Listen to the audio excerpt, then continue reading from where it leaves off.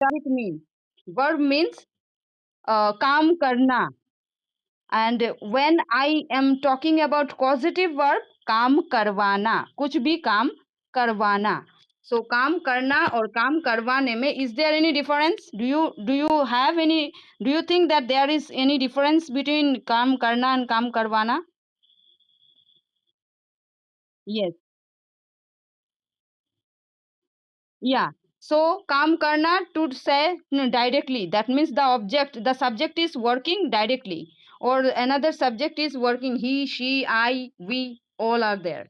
But when we are talking about causative verb, that means we are making someone to do work for us. We are allowing someone to work for us, or that is the thing. That means you see, I made him to write an application for me. मुझे लिखना नहीं आता, उसे लिखना आता होगा, इसलिए मैंने उसे किसी भी तरह ये किया, कन्विंस किया कि वो मेरे लिए एक पत्र लिखे. I made him to write an application for me. Let me go now. अभी मुझे जाने की इजाजत दे दो. Let him to talk first. पहले उसे बोलने दो. पहले उसे बोलने दो. Let him to talk truly. उसे जो सच है उसे बोलने दो. उससे मतलब कोई डिस्टर्ब मत करो, ऐसा है. Let him to talk completely.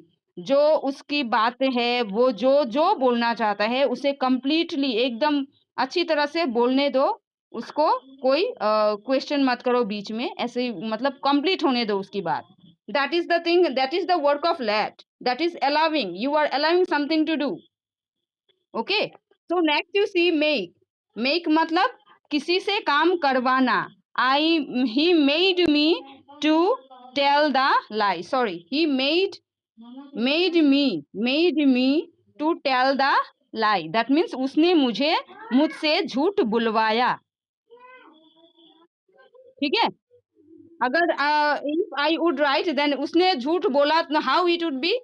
अगर ऐसा होता कि उसने झूठ बोला तो क्या होता, कैसा इंग्लिश होता?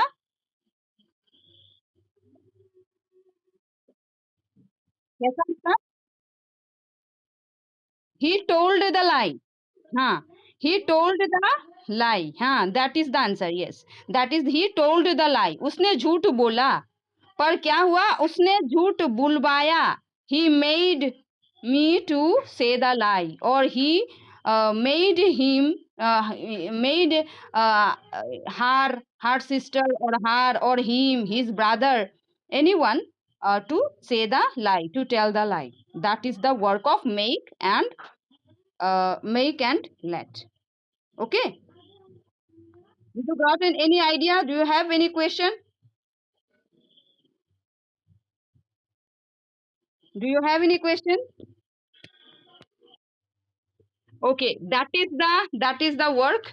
यह ऐसे ही आपको सिखाया जाएगा.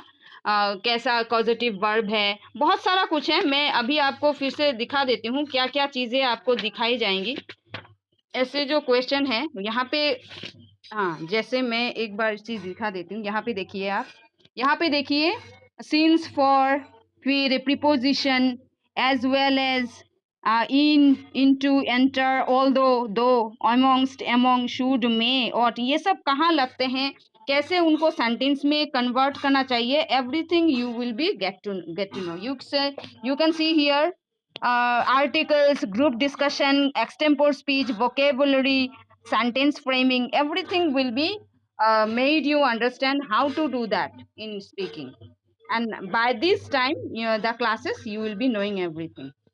So आपको कुछ जानना है इसके बारे में, और कुछ आपको कैसा लग रहा है आपका, मतलब मुझे क्या आपको लगता है इसी तरह समझाने से आप समझ पाओगे, आपका कोई व्यू है ऐसा कुछ?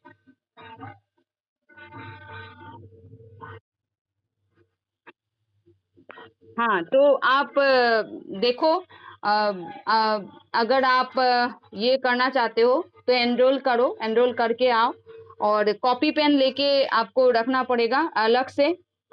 इसमें आप और दूसरा कुछ नहीं लिख सकते हो. You have to write just the notes of spoken English. Then group discussion will be there. Many things are there. You have to be I will let you know day by day, time to time. So that's all. आज तक इतना ही। हमने का शुरू किया था, आधा घंटा तो डेमो दिया है। अभी आप डिसाइड करो कैसे क्या करना है, क्या ऐसे करना है, तो आप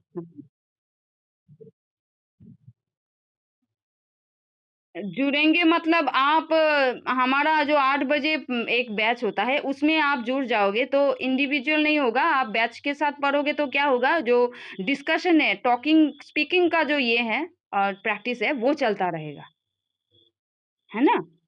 वो चलता रहेगा क्योंकि आप जो बात करोगे उसमें बात करने के लिए तो कोई चाहिए, है ना? तो वो मिलेगा आपको। और कोई सवाल आपका? Okay, okay. Thank you so much. Thank you so much. Okay.